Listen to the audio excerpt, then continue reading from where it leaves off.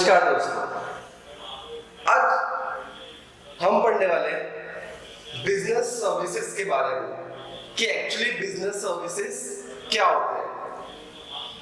इससे previous chapter में हमने पढ़ा था बिजनेस के बारे में। बिजनेस में अपने को पता था कि एक ऐसी एक्टिविटी जो डेली परफॉर्म करी जाती हो और उसका जो एक्चुअल एम है वो है प्रॉफिट अर्न करना।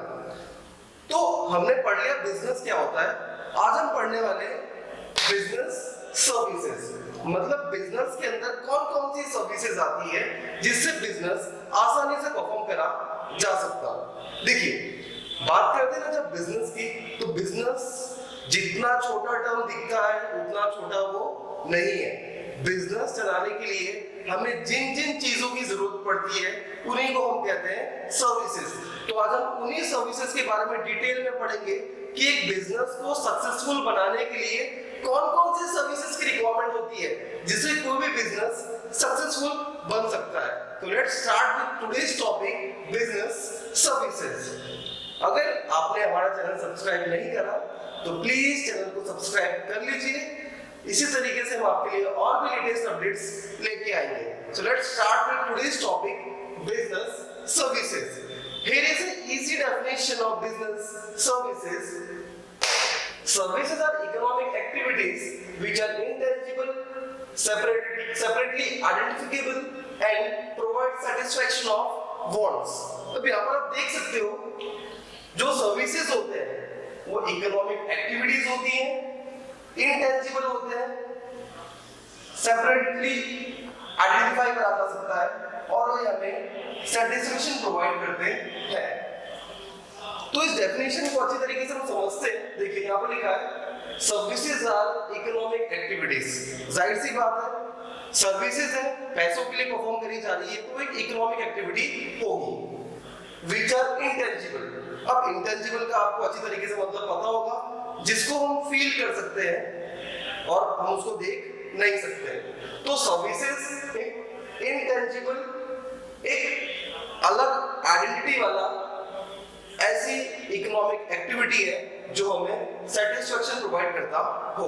तो इन इजी टर्म हम ऐसा ही कह सकते हैं कि सर्विस एक ऐसी इकोनॉमिक एक्टिविटी है जो इंटेंजिबल है और उसकी एक अलग सेपरेट आइडेंटिटी होती है जो हमें सेटिस्फाई करती है और हमारे वांट्स को फुलफिल करती है।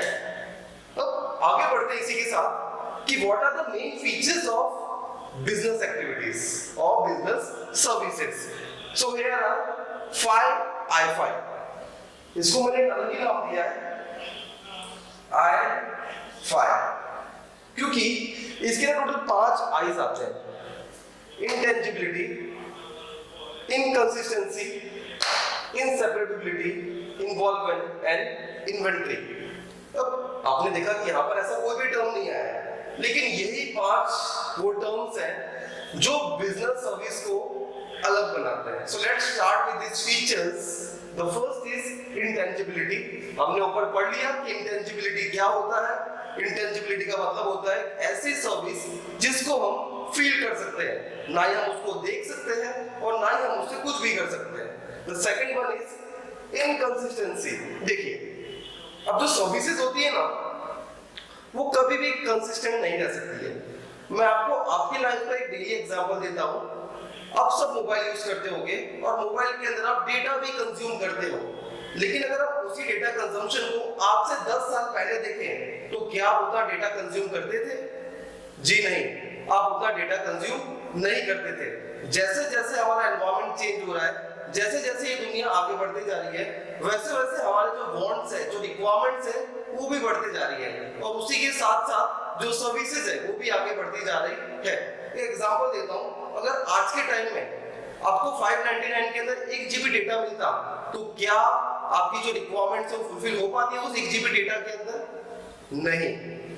तो जो बिजनेस हाउसेस होते हैं ना, या जो बिजनेसमैन होते हैं या जो कंपनीज होती है, उनको अपनी सर्विसेज को टाइम टू टाइम अपडेट करना पड़ता है अकॉर्डिंग टू द एनवायरनमेंट। अगर आज एनवायरनमेंट चेंज हो रहा है तो मुझे अपने सर्विसेज को भी चेंज करना पड़ेगा according to the needs, according to the wants of humans.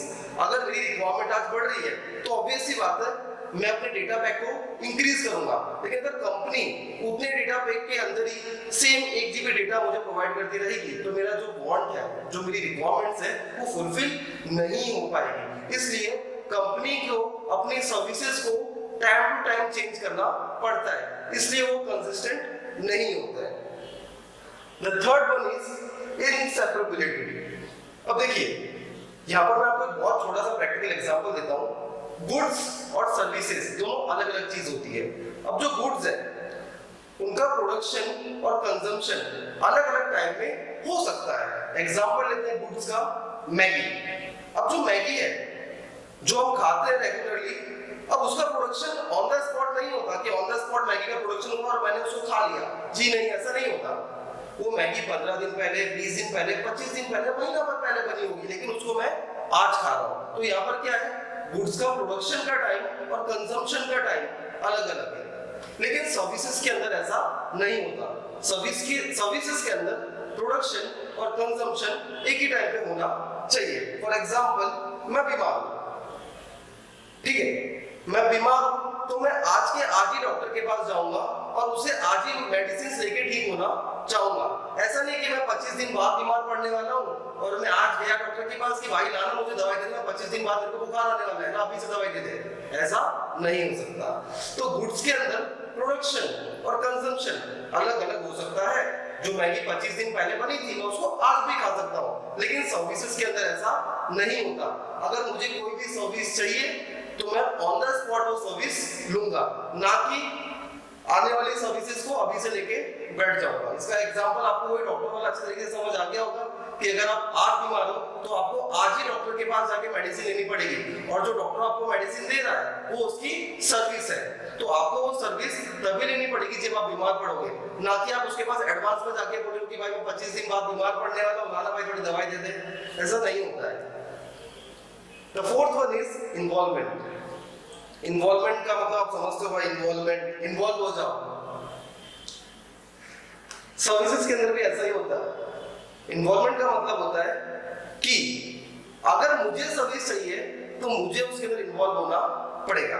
आइए इसको एक और थोड़ा सा एग्जांपल देके समझते हैं। अगर मुझे भूख लगी है तो मैं किसी दूसरे से कुछ भी मंगा के खा सकता हूं, लेकिन अगर मुझे बीमारी हो गई है तो मुझे पर्सनली डॉक्टर के पास जाना पड़ेगा, मुझे इन्वॉल्व होना पड़ेगा डॉक्टर के साथ। ऐसा नहीं कि मैं अपने दोस्त को बोलूंगा कि जाए उसको भाई बता दे कि मैं बीमार हूं और दवाई लेके आ जा, ऐसा नहीं हो सकता।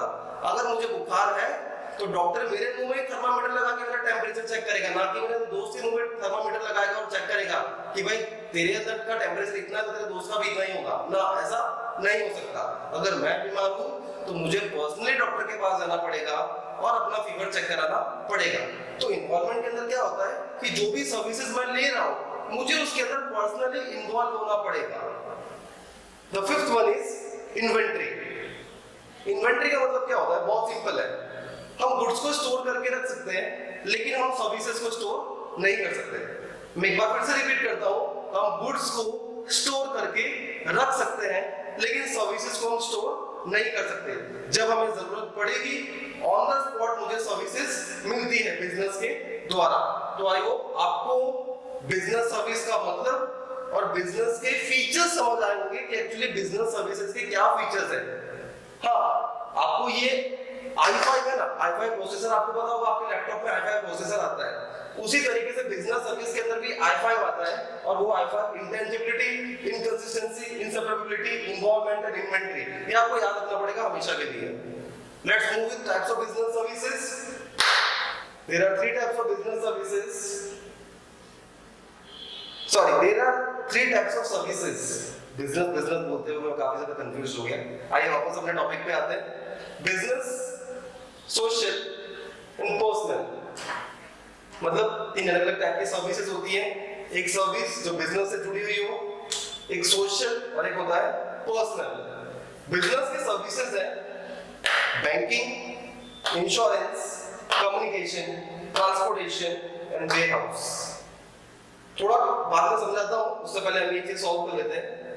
सोशल का मतलब आपको पता ही होगा, जहां पर मैं अपने इच्छा अनुसार सामने वाले पार्टी की या कुछ चंद लोगों के लिए कोई मदद करता हूं ना, जिससे मैं अपने दिल को खुश कर सकता हूं, उसको मैं बोलता हूं सोशल एक्टिविटी या social services.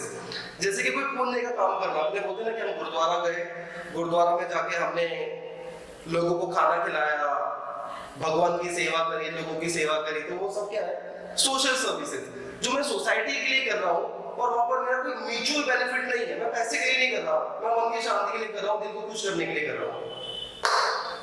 Last one is personal services. Personal services का मतलब क्या होता है? ऐसी सर्विसेज जो आपको पर्सनली मिल रही हो। फॉर एग्जांपल, अगर मेरे पास लैपटॉप है, मेरे पास डेल का लैपटॉप है और मेरा डेल का लैपटॉप खराब हो गया, अब मैंने सर्विस सेंटर में फोन करा कि मेरा लैपटॉप खराब हो गया, आके ठीक करके जाओ, तो वो बंदा पर्सनली मेरे लैपटॉप को ठीक करने आएगा। ऐसा नहीं होगा कि भाई 15 लोगों को लेके मेरे घर पे आ गया कि चलो भाई सबका साथ में ठीक कर दो, ऐसा नहीं होता। तो ऐसी सर्विसेज जहां पर हमको पर्सनली सामने वाली पार्टी से सर्विस मिल रही हो, उसको हम कहते हैं पर्सनल सर्विसेज। तीनों वापस रिपीट कर देता हूं। ऐसी सर्विसेज जो बिजनेस के अंदर यूज होती है उसको हम कहते हैं बिजनेस सर्विसेज। सोशल सर्विसेज का मतलब होता है ऐसी सर्विसेज जहां पर मैं अपने आप को खुश रखने के लिए जो एक्टिविटी परफॉर्म करता हूं सोसाइटी के लिए, उसको हम कहते हैं सोशल सर्विसेज। और पर्सनल सर्विसेज का मतलब होता है जो सर्विसेज मुझे पर्सनली मिल रही है, उसको मैं कहूंगा पर्सनल सर्विसेज। पर्सनल ट्यूशन एक बहुत अच्छा एग्जांपल है पर्सनल सर्विसेज का। आइए बढ़ते हैं हमारी मेन टॉपिक के ऊपर, टाइप्स ऑफ बिजनेस सर्विसेज। मतलब अब एक बिजनेस है, बिजनेस इतना इजी होता है दिखने में, लेकिन वो बहुत बड़ी चीज है। उस बिजनेस को सक्सेसफुली चलाने के लिए ना हमें बहुत सारी चीजों की जरूरत पड़ती है, बहुत ज्यादा चीजों की। तो बहुत ज्यादा चीजें क्या क्या है? बैंकिंग। बिजनेस कर रहे हैं, पैसे की जरूरत पड़ेगी, क्या पता कभी कल मेरे पास इतना पैसा नहीं है कि मैं उस बिजनेस को चला सकूं, तो बैंक मुझे लोन प्रोवाइड करेगा। नोट कर लीजिएगा, नोट करते रहोगे तो आपको ही आसान होगा आगे के लिए कि आपके पास डिटेल्स अवेलेबल होगी, तो नोट कर लीजिए। बैंकिंग लोन देने के लिए यूज होती है। इंश्योरेंस रिस्क को कम करने के लिए होता है। देखिए मेरा बिजनेस है, मैंने बहुत बड़ा प्रोडक्शन करके रखा हुआ है, लेकिन कभी चोरी हो गई, आग लग गई या कुछ ऐसा हो गया जिससे मेरा प्रोडक्ट डैमेज हो गया, तो उस प्रोडक्ट को डैमेज से बचाने के लिए मैं इंश्योरेंस करता हूं कि मुझे लॉस ना हो। आप भी मोबाइल लेते हो, कार लेते हो, बाइक लेते हो, ऐसी कई सारी चीजें जिसका आप इंश्योरेंस करा के रखते हो। क्यों इंश्योरेंस कराते हो? कि अगर बाय चांस वो प्रोडक्ट डैमेज होता है तो फ्री ऑफ कॉस्ट आपको उस चीज को बना के मिल जाएगा। तो सेम यहाँ पर भी होता है कि जो भी आपका बिजनेस है उसको लॉस से बचाने के लिए हम पहले से ही इंश्योरेंस करा लेते हैं। रिस्क सबसे बड़ी चीज है, तो उस रिस्क से बचाने के लिए हम इंश्योरेंस कराते हैं। कम्युनिकेशन, जितने भी लोग हमारे बिजनेस के साथ इन्वॉल्व है या जो लोग भी हमारे बिजनेस के साथ जुड़े हुए हैं, उन सब के साथ हमें टाइम टू टाइम कम्युनिकेशन करना पड़ता है, जिससे हमारे बीच एक म्यूचुअल अंडरस्टैंडिंग बनी रहे। ट्रांसपोर्टेशन, सामान को यहां से वहां ले जाने के लिए हमारे पास प्रॉपर ट्रांसपोर्टेशन अवेलेबल होना चाहिए, तो जिससे प्रोडक्ट टाइम पे कंज्यूमर्स तक पहुंच सके। Last one is warehouse. अगर मार्केट के अंदर प्रोडक्ट की डिमांड नहीं है तो उसको कहीं तो स्टोर करके रखना पड़ेगा ना, सेफली स्टोर करना। तो उस प्रोडक्ट को सेफली स्टोर करने के लिए हम वेयर हाउस का यूज करते हैं, जहां पर हम प्रोडक्ट को सेफली स्टोर कर देते हैं। आई होप आपको इतना कंटेंट समझ आया होगा। अब हम इस चीज को पर्सनली पढ़ेंगे कि जो बिजनेस सर्विसेज की 5 अलग अलग टाइप्स हैं वो कौन कौन से। देखिए बैंकिंग, इंश्योरेंस एंड ट्रांसपोर्टेशन, तीनों सबसे इंपॉर्टेंट सर्विसेज है जो कि बिजनेस के अंदर प्रोवाइड करी जाती है। वेयर हाउस और कम्युनिकेशन इनको हम थोड़ा लाइटली लेंगे, लेकिन बैंकिंग, इंश्योरेंस और ट्रांसपोर्टेशन को थोड़ा डीपली लेंगे, आगे लेंगे। Let's start with banking. What bank is all about. सबको पता है बैंक क्या है, आपने हमेशा बैंक देखे भी होंगे, आपके आजू बाजू बहुत सारे बैंक्स होते हैं और उन बैंक का काम क्या होता है? हमारे पैसे को जमा करना, उसके ऊपर इंटरेस्ट प्रोवाइड करना। इतना ही बैंक का रोल नहीं होगा, बैंक बहुत सारे रोल्स प्ले करती है बिजनेस के अंदर, और उन्हीं को हम डिटेल्स में पढ़ेंगे कि बैंक की क्या इंपॉर्टेंस होती है किसी बिजनेस के अंदर। हम अपना पर्सनल खाते की बात नहीं कर रहे हैं कि मेरा सेविंग अकाउंट है, मैं उस चीज की बात नहीं कर रहा। आज हम बात करेंगे कि बैंकिंग की क्या इंपॉर्टेंस होती है बिजनेस के अंदर। तो बैंक को थोड़ा आसान शब्दों में पढ़ लेते हैं। An institution which performs the function of accepting, depositing, granting loans and making investment with the aim of earning profit। जी हाँ, ये टर्म तो हमेशा याद रखना चाहिए। बिजनेस है तो हर जगह प्रॉफिट प्रॉफिट प्रॉफिट आपको देखने को मिलेगा। जो मेन एम होता है वो हमारा प्रॉफिट होता है, भले ही ना बिजनेस लॉस से क्यों ना सफर कर रहा हो, लेकिन जो हमने टारगेट सेट करा है ना वो तो हमारा प्रॉफिट ही होने वाला है भाई। So let's understand the definition of bank. एक ऐसा इंस्टीट्यूशन जो हमारे पैसे को डिपॉजिट करता हो, हमें लोन देता हो और हमारे पैसे को सही जगह पर इन्वेस्ट करके प्रॉफिट लाता हो, उसी को हम कहते हैं बैंक। अब आप सब सोचते हो कि भाई बैंक हमें इंटरेस्ट कहां से प्रोवाइड करता है, तो यही चीज है, इन्वेस्टमेंट। बैंक क्या करता है, हमारे पैसे को इन्वेस्ट करता है कहीं पर, और जो इन्वेस्टमेंट से वो प्रॉफिट अर्न करता है उसी प्रॉफिट में से वो हमें कुछ पार्ट इंटरेस्ट के रूप में देता है। बैंक्स टोटल 4 टाइप्स के होते हैं, commercial bank, cooperative bank, central bank and specialised bank. थोड़ा डीपली नहीं पढ़ेंगे इतना, इसको मैं आपको ऊपर समझा देता हूं। कमर्शियल बैंक क्या होता है, आपके आजू बाजू जो भी बैंक देखते हो सारे के सारे कमर्शियल बैंक्स होते हैं। कमर्शियल बैंक 2 टाइप्स के होते हैं, private banks and public sector banks. Public sector banks का मतलब होता है ऐसे बैंक जो गवर्नमेंट द्वारा ओन करे जाते हो, और प्राइवेट बैंक्स का मतलब होता है ऐसे बैंक जो प्राइवेट कंपनीज द्वारा ओन करे जाते हैं। For example Axis bank, ICICI banks, they are all examples of private banks. Let's talk about public sector banks. Public sector banks का मतलब होता है एक टाइप के ऐसे बैंक्स जो गवर्नमेंट द्वारा ओन करे जाते हो। For example Dena bank, Vijaya bank, Punjab national bank, they all are perfect example of government banks. Cooperative banks, cooperative banks का मतलब होता है ऐसा बैंक्स जो सिर्फ कोऑपरेटिव सोसाइटीज को सर्विसेज प्रोवाइड करते हो। सेंट्रल बैंक, हमारे इंडिया में एक ही सेंट्रल बैंक है, आरबीआई। बोलते ना सबका माई बाप, तो सारे बैंकों का जो माई बाप है वो हमारा सेंट्रल बैंक आरबीआई है। और लास्ट है स्पेशलाइज्ड बैंक। स्पेशलाइज्ड बैंक का मतलब होता है ऐसे बैंक्स जो स्पेशल सर्विस प्रोवाइड करने के लिए बनाए गए हो, जैसे कि किसानों को पैसा देने के लिए एक अलग सा बैंक बनाया गया है जो कि सिर्फ ग्रामीण क्षेत्र में होता है। तो ये ऐसे सारे बैंक्स क्या होते हैं, स्पेशलाइज्ड बैंक्स होते हैं। आज के टाइम में हम देख रहे हैं कि ये चीज बहुत चमक रही है मार्केट में, ई बैंकिंग घर में काफी ज्यादा है। चलिए आइए बात करते हैं ई बैंकिंग की। ई बैंकिंग का बहुत आसान मतलब है एक ऐसी बैंकिंग जो आप घर में बैठे बैठे किसी भी कोने में बैठ के इस्तेमाल कर सकते हो, उसको हम कहते हैं E banking. Services provide by bank over internet, मतलब एक टाइप की ऐसी सर्विस जो आपको इंटरनेट के ऊपर आसानी से मिल जाती है और आप उसको दुनिया के किसी भी कोने में कहीं पर भी इंटरनेट कनेक्शन के साथ यूज कर सकते हो। What are the benefits of internet banking? 24/7 facility होती है भाई, हम कभी भी इसको यूज कर सकते हैं जब हमारी मर्जी, चाहे मैं आधी नींद में सोया हुआ हूं, उठ के मैंने ट्रांजैक्शन मार दिया। इसके पीछे का रीजन क्या है? ई बैंकिंग। वरना पहले इंसानों को सुबह उठ के 10 बजे बैंक के बाहर लाइन लगानी पड़ती थी। आपने मम्मी पापा से पूछना, बैंक के बाहर लाइन लगाते थे, पर्चा भरते थे, फिर अमाउंट जाता था। आज के टाइम में तो हमारा ई बैंकिंग आ चुका है, घर बैठे बैठे किसी भी कोने में फटफट ट्रांजैक्शन मार लिया। पेटीएम, फोन पे, गूगल पे, सब क्या है, ई बैंकिंग है। इसी की वजह से आज आप घर बैठे बैठे कुछ भी ऑर्डर कर देते हो। The second one is transaction from home and offices, हम कहीं पर भी बैठे बैठे ट्रांजैक्शन कर सकते हैं। And the last and the most important part of e-banking is it's highly safe, मतलब ग्रेट सिक्योरिटी। यहाँ पर हमें इतनी अच्छी सिक्योरिटी मिलती है कि हमारा बैंक अकाउंट या हमारा बैंक ट्रांजैक्शन की कोई भी डिटेल्स को हैक करना बहुत ज्यादा मुश्किल या इम्पॉसिबल काम होता है। तो internet banking highly secure banking facility है जो कि बैंक द्वारा प्रोवाइड करी जाती है। आई होप आज आपको ये पूरा कॉन्सेप्ट समझ आया होगा। अब हम आगे insurance, transportation, communication, warehouses के बारे में भी पढ़ेंगे, लेकिन इसके लिए भी थोड़ा टाइम है। आज के लिए बस इतना ही।